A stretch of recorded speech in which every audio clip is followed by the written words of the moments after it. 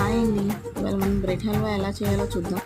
First మన దగ్గర ఉన్న డ్రై ఫ్రూట్స్ వరకు వేయించుకొని పక్కన పెట్టు.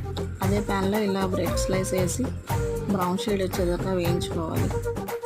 ఇలా వేయించుకొని పక్కన పెట్టిన తర్వాత 2 గ్లాస్ షుగర్ తీసుకోవాలి ఒక చిన్న గ్లాస్తో.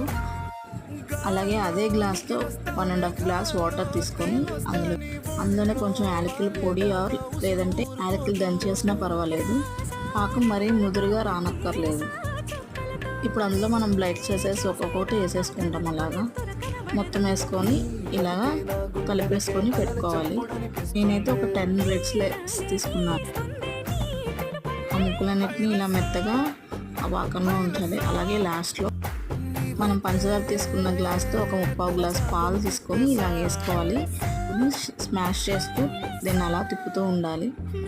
బ్రెడ్ హల్వా గట్టి పడుతున్న కొద్దీ మనం ఇంకా లాస్ట్లో డ్రై ఫ్రూట్స్ వేసుకొని దించేసుకోవడమే.